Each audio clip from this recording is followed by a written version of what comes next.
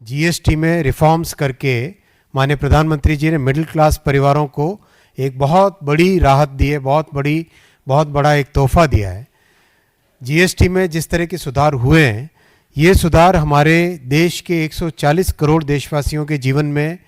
एक बड़ी राहत के रूप में आए हैं। आप सब जानते हैं कि 2014 से पहले टैक्स का एक ऐसा मकड़ जाल था जिसके कारण हर वस्तु पे कई तरह के टैक्सेस लग के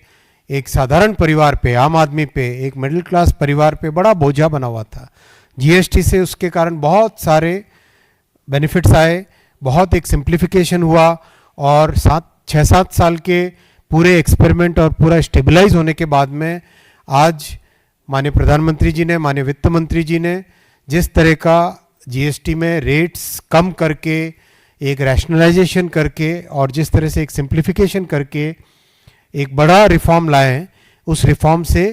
हमारे जन जन के जीवन में प्रभाव आएगा। इलेक्ट्रॉनिक्स की मैं विशेष बात करना चाहूँगा यहाँ पर। घर में आज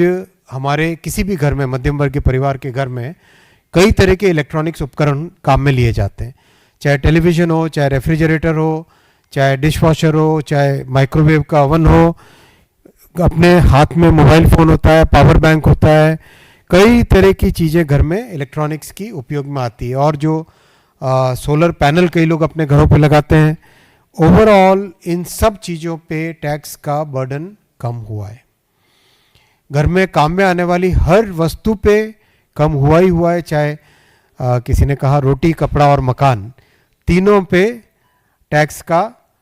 इंसिडेंस कम हुआ है। चाहे खाने की जितनी भी वस्तुएं हैं उन सब पे टैक्स कम हुआ है,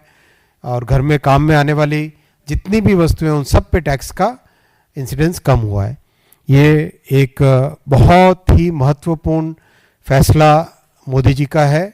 और जैसा उन्होंने लाल किले की प्राचीर से देश को एक नया विश्वास दिया था, वो उन्होंने उस संकल्प को उन्होंने इस ऐलान से रियलिटी में कन्वर्ट किया है।